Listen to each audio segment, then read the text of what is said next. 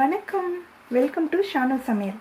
இந்த வீடியோவில் வந்து ரொம்பவே சிம்பிளாக ஆனால் ரொம்பவே சுவையாக இருக்கிற அவல் வச்சு ஒரு கேசரி எப்படி பண்ணுறதுன்னு பார்க்கலாம். இது செய்கிறது ரொம்ப ஈஸி, ஆனால் டேஸ்ட் ரொம்ப நல்லாயிருக்கும்.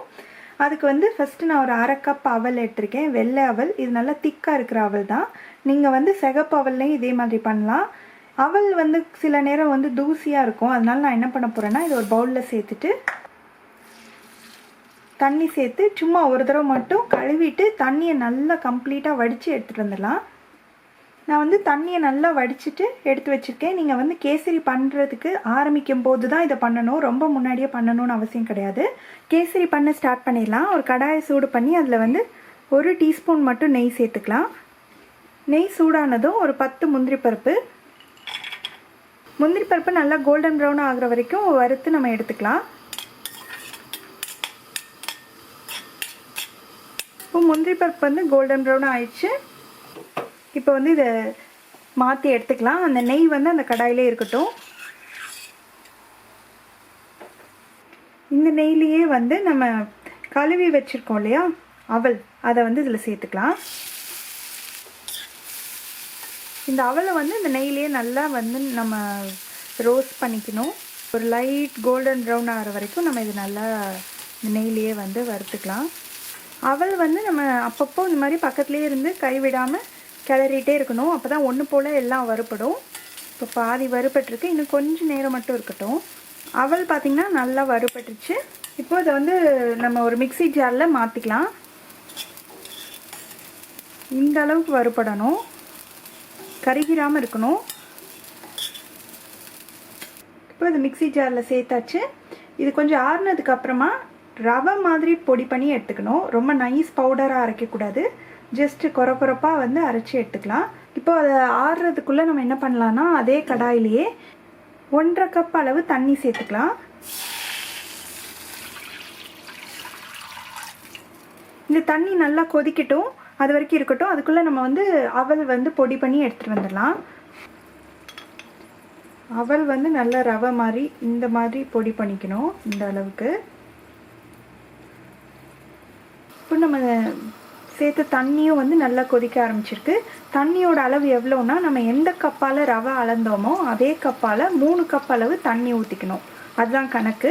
இப்போ இந்த தண்ணி வந்து நல்லா கொதிக்க ஆரம்பிச்சிருச்சு. இப்போ நம்ம இந்த பொடி பண்ண ரவையை சேர்த்துடலாம். இப்போ இது நல்லா கிளறி விடணும். இந்த அவல்லாம் வந்து நல்லா இந்த தண்ணியோடு சேர்ந்து வற்றி வரணும், அது வரைக்கும் வந்து நல்லா கிளறி விட்டுக்கலாம். இப்போ இதுக்கு வந்து ஒரு கலர் கொடுக்கணும் அப்படின்றதுக்காக நான் வந்து கலர் பொடி எதுவும் சேர்க்க போகிறதில்ல, கொஞ்சமாக மட்டும் குங்குமப்பூ சேர்க்க போகிறேன். குங்குமப்பூ சேர்க்கணும் அப்படின்றது கட்டாயம் கிடையாது, நல்ல ஒரு கலர் தரும், அதனால நான் சேர்க்குறேன். குங்குமப்பூ சேர்க்கலைன்னா நீங்கள் வந்து வேறு ஏதாவது நேச்சுரலாக இருக்கிற ஃபுட் கலர்ஸ் ஏதாவது சேர்த்துக்கோங்க. அப்படி இல்லாட்டி கலர் எதுவும் சேர்க்காமையும் பண்ணலாம். பாருங்கள், அவல் நல்லா கெட்டியாகிட்டே வருது. இது வந்து இந்த தண்ணியோடு சேர்ந்து நல்லா திக்காகணும். அந்த தண்ணி ஃபுல்லாக வற்றுற வரைக்கும் நல்லா கிளறி விட்டுக்கோங்க. இப்போது 1 டீஸ்பூன் அளவுக்கு நெய் சேர்த்துக்கலாம். நெய் வந்து மொத்தமாக ஒரே டயத்தில் சேர்க்காமல் இந்த மாதிரி இடையில சேர்த்தோம்னா அதெல்லாம் நல்லா அந்த கேசரிக்குள்ளே இறங்கி சாப்பிட்றதுக்கு ரொம்ப நல்லாயிருக்கும். இன்னும் கொஞ்சம் நேரம் மட்டும் நம்ம இதை வந்து இப்படியே கிளறிக்கலாம். நம்ம சேர்த்த அவல்லாம் நல்லா வெந்துடுச்சு, நல்லா ஒன்றா சேர்ந்து வந்துடுச்சு. இந்த ஸ்டேஜில் நம்ம சுகர் சேர்க்கணும். நம்ம எவ்வளோ அளவு அவல் எடுத்தோமோ அதே அளவு நான் சுகர் சேர்க்குறேன். உங்களுக்கு சுகர் நிறைய பிடிக்கும்னா நீங்கள் இன்னும் கொஞ்சம் அதிகமாக வேணாலும் சேர்த்துக்கலாம். இந்த அளவு வந்து கரெக்டாக இருக்கும். சேர்த்ததுக்கப்புறமா நல்லா கிண்டி விடணும், கட்டி விடாமல் பார்த்துக்கணும். சுகர் சேர்த்ததுக்கப்புறமா நல்லா அந்த சுகர்லாம் கரையிறதுனால கொஞ்சம் தண்ணியாக இருக்கிற மாதிரி தெரியும். பட் நீங்கள் கிண்ட வந்து நல்லா கரெக்டான கன்சிஸ்டன்சிக்கு வந்துடும். இப்போது இன்னொரு 1 டீஸ்பூன் அளவுக்கு நெய் சேர்த்துக்கிறேன். இப்போ கடைசியில் வந்து இதுக்கு வந்து ஒரு 1/4 டீஸ்பூன் ஏலக்காய் தூள் சேர்த்துக்கலாம். ஏலக்காய் பொடி கடைசியில் சேருங்க, அப்போ தான் அதோடய வாசனை வந்து நல்லா அப்படியே இருக்கும். நல்லா கலந்து விட்டுலாம். மறுபடியும் கொஞ்சம் நெய் சேர்த்துக்கலாம், 1 டீஸ்பூன் அளவுக்கு. மொத்தமாக ஒரு 1.5லேருந்து 2 டேபிள் ஸ்பூன் நெய் தான். அதை கொஞ்சம் கொஞ்சமாக இப்படி சேர்த்திங்கன்னா நல்லா அந்த நெய்யெல்லாம் வந்து உள்ளே இழுத்துட்டு கேசரி சூப்பராக இருக்கும்.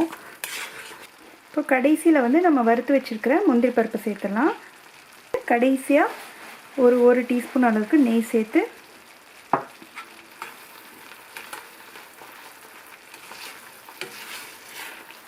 நல்லா கிளறி விட்டுலாம்.